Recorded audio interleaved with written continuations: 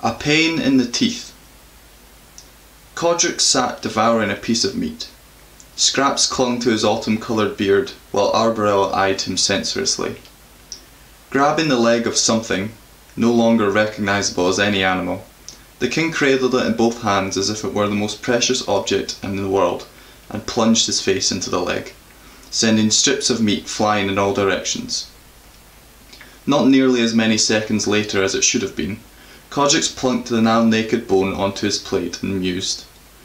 A few restless moments passed before the king's tongue began to wrestle with a piece of meat still lodged between his teeth. He gave up and turned to Arion. "Yes, what is it?" "I finished collecting the information from the food producers that you asked me to acquire." "Yesterday," added the Queen from her corner. This kind of slanderous response had been expected. Arion took a moment to allow the comment to digest.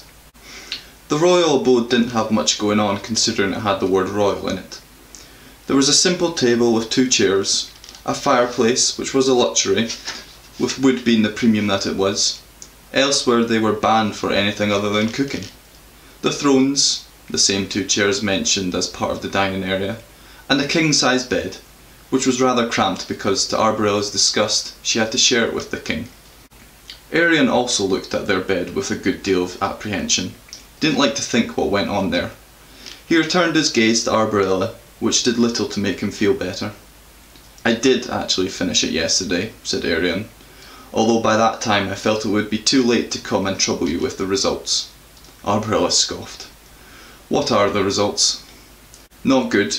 With the current demand, the butchers don't think they can support the needs of the people for much longer, and the growers don't have the resources to feed everyone if the butchers do collapse," said Arion. "I've got the numbers here if you'd like to have a look." He offered them to Codric first, but he waved them away in repugnance.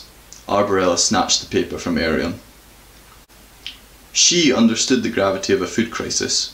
She knew the best way to rule was by keeping people miserable. Miserable, but content. Crises, such as famine, had an uncanny ability to stir people into action. "Are you sure they don't just need a little motivation?" said the Queen, once she'd finished studying the numbers. Arion didn't know if she meant the butchers or the animals. Probably both. Either way, the answer was the same. "I don't think so, Your Grace. I really do believe they have just been overstretched and there isn't a lot anyone can do to reverse that." "You would say that." Arion ignored this. "By my count we have weeks left, not months." The Queen looked over the parchment again. "It can be made to last months," she said.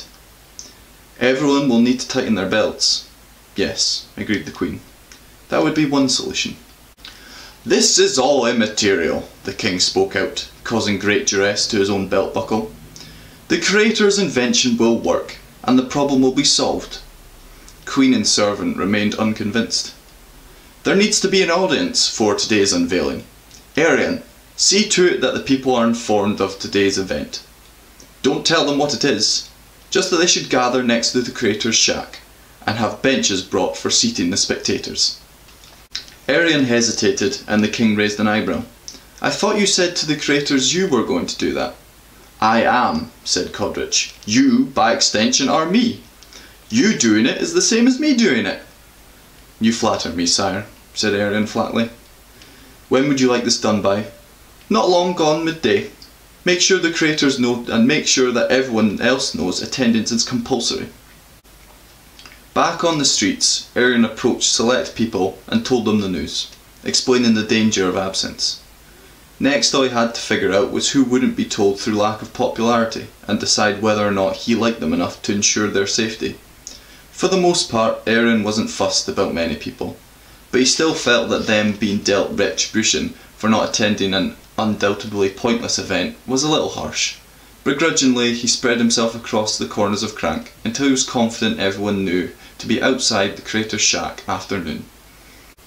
It took a decent chunk of what was left of the morning to visit all the carpenters, but it proved successful, and he secured 5 benches to be taken to the Creator's shack and headed there himself. Cole opened the door to him with minimal fuss, and Arion stepped inside.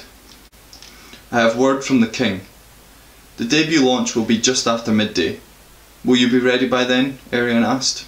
We will, said Cole. If you leave us to it, added Eden. Arian agreed to do just that. Indeed, he had every intention of returning to Codric's and telling him he had completed all his tasks. Only when he exited the shack, he noticed that the benches that had been delivered had been stacked in a messy pile. Arian picked a few choice words and muttered them under his breath. He struggled sweatily, dragging them into prime, subprime and economy positions. Only then did he make his way back to the royal abode, and in a right hurry too. Good, said Codric when Arian finished explaining his morning, painfully reliving it. Shall we go? Yes. Where is the Queen? Oh, she'll be around, said Codric. I shouldn't worry about it. That was the King's roundabout way of saying he didn't know, which definitely meant it was something to be worried about, and someone, somewhere, was probably very worried indeed. The King walked through his kingdom with a smile on his face. This is all very exciting, isn't it? He said, jumping up and down while still managing to continue moving forward. They truly are extraordinary. The pair of them, aren't they? He asked an already moping Arian. Extraordinary. Absolutely, sir, he replied through his teeth. Codric took a sharp right, cutting across Arian's path. As Codric progressed down the side street, the smell of meat became overpowering and his pace quickened. It was a close race between the King's lumbering steps versus Arian's desperate headlong sprint. In the end, Codric entered the butcher's before his servant could catch up. They were in a rush, and food was dwindling. This was no time for picking out meat cuts. The bell attached to the door rang. Codric was mildly aware that there was a commotion going on in the back room, but paid it little attention. He plonked himself down on a chair in the corner, and got all warm and fuzzy at the familiar creak, which his brain had been conditioned to associate with food. "I'll be with you in a moment," came a tense voice from the other room. "Take your time," replied the King. "Big one, is it?" Following a series of further crashes, the voice replied, "Monstrous," sounding slightly less strained. A bald figure appeared in the doorway, wearing a, presumably, white apron and carrying a cleaver. In stature, the butcher was essentially a square with a small circle on top. "What can I do for you?" An aggressive growl came from the other room before Codric could answer. The sound grew into an angry roar. The butcher flung the cleaver over his shoulder, resulting in a thud as the knife hit something, then a much louder thud as 200 pounds of something hit the ground. "So," reiterated the butcher. Codric answered, "Just the usual, please." Arian stood outside waiting for the King. He never went inside the butcher's. Never again. Once upon a time he had, back when he still ate meat. Yes, Arian was Crank's first and only vegetarian. His father couldn't or wouldn't understand his affliction, but his mother tried to support it. However, there were some weeks when his father's wage would not stretch to support his diet, and Arian's own was meagre to say the best. On those weeks, Arian sought other means. Wild vegetation was slim pickings on Crank, and wild edible vegetation even slimmer. He had to chase omnivores away by flashing his status as the King's personal aide. Luckily for Arian, most people were unaware of how lowly he was regarded by Codric, otherwise they would have told him to sod off. For the first time in hours, Arian was still. As his sweat cooled, he noticed a chill in the air. The wind was blowing down from the hills, dark clouds in its wake. "Ah, Arian, thanks for waiting," bellowed Codric as he stepped out the butcher's carrying a large sack over his shoulder. "I see you got the usual, your majesty. I was just thinking, we should stop in on the craters before the launch. I have concerns about this weather." "You think a little wind is going to scare those two off?" "I just think they should know," mumbled Arian sheepishly. Very well, let's go." "But on your head be it." The King wagged his finger. Wasn't it always? By the time they arrived at the crater's shack, Codric had remembered the perks of being king, and was now watching, with considerable amusement, as Arian knocked on the door with his legs threatening to buckle under the weight of Codric's food. Inside the shack, Eden, who didn't recognise the knock as being Arian's, due to its aforementioned strain, opened it more quickly than he otherwise might have. "Hello," he said cheerily.